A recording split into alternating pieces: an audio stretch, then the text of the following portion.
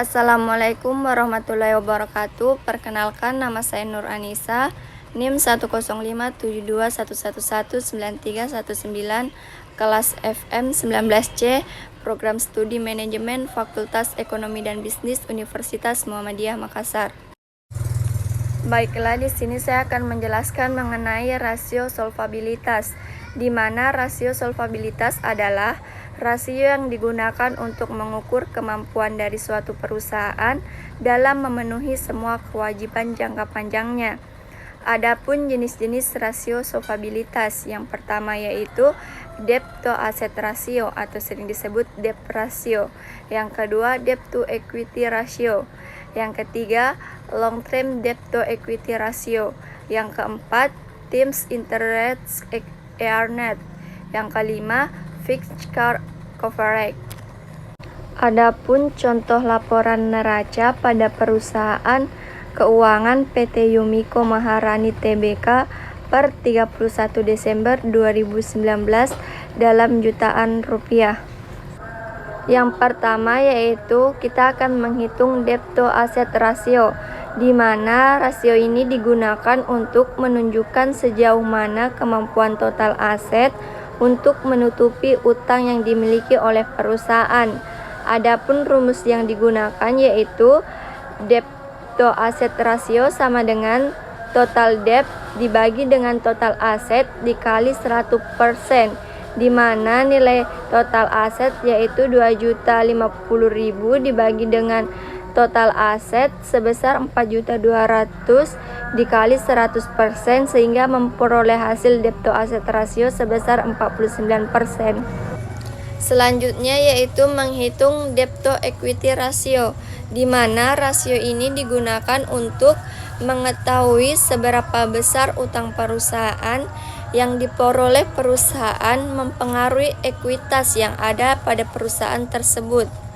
Adapun rumus yang digunakan yaitu debtor sama dengan total hutang dibagi dengan total modal sendiri dikali 100%, di mana total hutang sejumlah 2.050.000 dibagi dengan total modal sendiri sebesar 2.050.000 dikali dengan 100% sehingga memperoleh hasil 0,911%.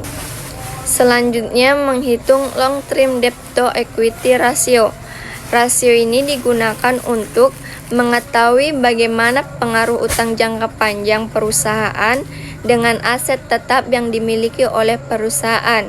Adapun rumus yang digunakan yaitu hutang jangka panjang dibagi dengan modal sendiri dikali 100%, di mana jumlah hutang jangka panjang sebesar 1.300.000 dibagi dengan modal sendiri sebesar 2.250.000 dikali 100% sehingga memperoleh hasil 0,577% dibulatkan yaitu sebesar 58%.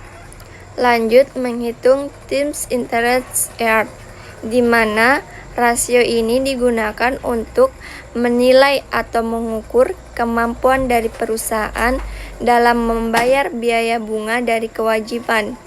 Adapun rumus yang digunakan yaitu EBIT dibagi dengan biaya bunga dikali 1 kali, di mana jumlah EBIT sebesar 1.800.000 dibagi dengan biaya bunga sebesar 180.000 dikali 1 kali sehingga memperoleh hasil 10 kali. Terakhir yaitu menghitung fixed charge coverage, di mana rasio ini digunakan untuk mengukur seberapa mampu perusahaan menutupi pembayaran bunga dan sewa. Adapun rumus yang digunakan yaitu FCC sama dengan EBIT ditambah biaya bunga ditambah hutang sewa dibagi dengan biaya bunga ditambah hutang sewa. Adapun jumlah EBIT sebesar 1.650.000 ditambah dengan biaya bunga sebesar 180 ditambah dengan hutang sewa sebesar 40.000 dibagi dengan biaya bunga sebesar 180.000 ditambah dengan hutang sewa sebesar 40.000 sehingga memperoleh hasil FCC sebesar 8,5 kali. Sekian penjelasan dari saya, kurang dan lebihnya mohon dimaafkan. Billahi fisabil haq, fastabil khairat. Assalamualaikum warahmatullahi wabarakatuh.